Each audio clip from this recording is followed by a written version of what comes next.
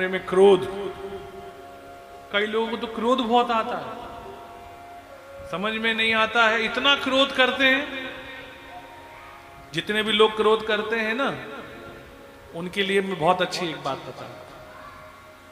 पहले मैं बात स्थिति बताऊंगा, और किसी को उपाय पूछना हो तो हाथ ऊपर करना, तभी बताऊंगा, वरना नहीं। स्थिति क्या है?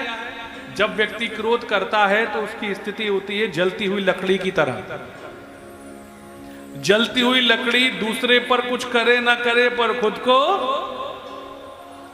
व्यक्ति जीते जी वो काम करता है जिसके लिए दूसरे, अरे प्राण निकल जाएंगे तो दुनिया ही राख में मिला देगी, जरूरत पड़ेगी। और देखो मैंने देखा, एक अंतिम संस्कार हो रहा था किसी का, मैंने देखा जब अंतिम यात्रा निकलती है तो कहते हैं राम नाम।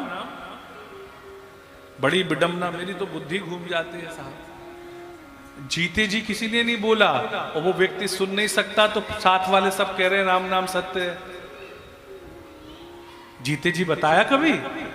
अगर जीते जी बता देते तो बेचारा वो भी बोल लेता। आज उसके पास सुनने के लिए कान नहीं है। जीते जी जब मिले तब ये कहा चलो आओ थोड़ा सिनेमा देख लें, बातें कर लें, ये कर लें, वो कर लें, व्यापार कर लें। कभी कोई नहीं बोला। सुना? बोलो क्या? बोले राम नाम ही सत्य है भैया, चलो दोनों मिलके राम नाम लेते हैं। क्या ऐसा होता है विजय वर्गीय जी? संसार में ऐसा होता है? और अंतिम यात्रा निकलती है तो सब बोलते हैं राम नाम सत्य है, राम नाम सत्य है। नहीं साहब, जीते जी संत कहते हैं राम नाम सत्य है, याद रख, राम नाम ले ले। अरे दुनिया ही तुमको राख कर देगी, राख करने की जरूरत नहीं है। मरने के बाद तो सब, जीते जी हृदय में कहीं क्रोध रहता है, और उसका उपाय भी भैया बता देता हूं। जिसको क्रोध दूर करना हो वो कुछ नहीं करे, बड़ा अच्छा उपाय है। प्रातः काल उठकर 20 से 40 मिनट मौन रहे।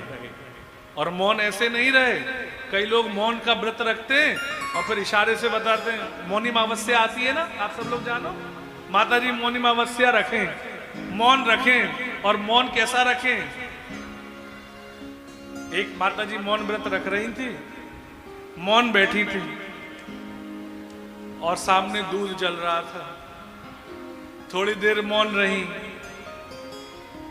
थोड़ी देर और मौन रही, और इधर दूध छलकने से पहले बोली अरे दूध छलक रहा है।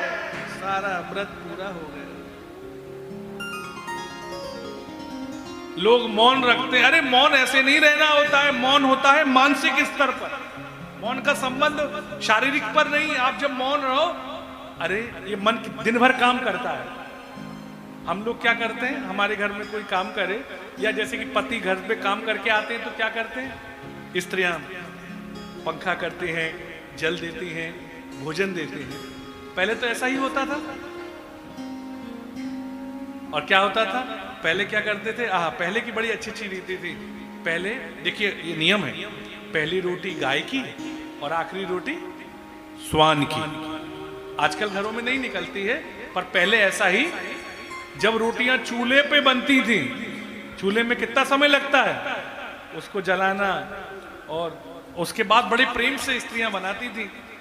और एक बात बताऊं, मैं तो कह ही देता हूं, मेरे को कहने में शर्म नहीं आती, जितना आनंद चूल्हे की रोटी खाने में आता है ना, सारे 5 स्टार होटल फेल साहब। नंदुगढ़ी में दाऊ दादा के पास में ब्रज को गांव,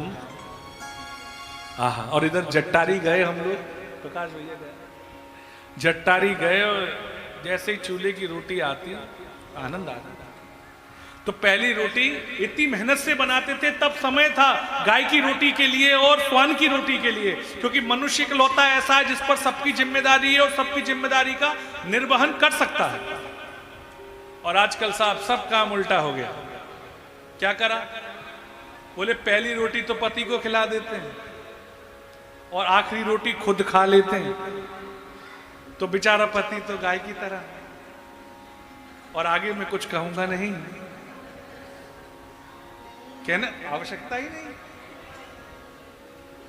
ऐसा आप लोग तो बहुत भगत हैं, आप ऐसा मत करना, पहली रोटी गाय की निकलेगी। तो हम गौशाला में सुन रहे हैं ना, यानी कि हमारी पहली रोटी नहीं, गृहिणी को अन्नमय कोश है, ये नियम सनातन धर्म का है।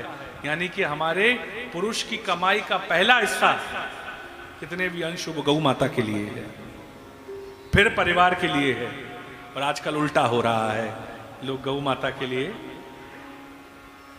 पहला अंश गौ माता का है। क्यों? क्योंकि इस संसार की जितनी बुराई होगी, मां क्या करती है, बच्चा कैसा भी हो, कितना भी धूल में खेल कर आ जाए, और एक बार मां के पास दोनों हाथ ऊपर उठा के कह दे मां भूख लगी है, तो मां विचार नहीं करती अपने वस्त्र का, कैसा मेरा बच्चा है, सीधा लिया, बोले नहीं बेटा बस तू भूखा है। ऐसे ही गौ माता अपने बच्चों के कल्याण के लिए कि बेटा ये अन्न पता नहीं तूने कैसे कमाया होगा, बुरा धन होगा सीधा धन होगा, उसका सब कुछ बुराई मैं पालूंगी और शक्ति तू पाले। बोलो गौ माता की जय। इस संसार में मां जैसा प्रेम करने वाला कोई होता नहीं है ऐसा। मां महात्मा और परमात्मा, शायद परमात्मा के शब्द में मां और भगवान के शब्द में और महात्मा के शब्द में मां इसलिए लगाया है कि मां से बड़ा दयावान कोई नहीं। इस संसार में धनवान कौन है? बोले जिसके हृदय में भक्ति मां रहती है। जहां भक्ति मां रहती है वहां भगवान आ जाते हैं और बंध जाते हैं, सांस निकलते नहीं है कभी भी। इसलिए अपने हृदय से काम क्रोध लोभ को हटा दो और इसको बिल्कुल एकदम खाली कर दो, क्योंकि ये वो किराएदार हैं, एक बार तुम्हारे घर में आ गए, होता है ना ज्यादा पुराना किराएदार हो तो निकालने में फिर क्या होता है, धन देना पड़ता है, एडजस्टमेंट होता है, न्यायालय जाना पड़ता है। जो आदमी पहले प्रेम से आया था अब उसको देखने में भी प्रेम नहीं लगता है।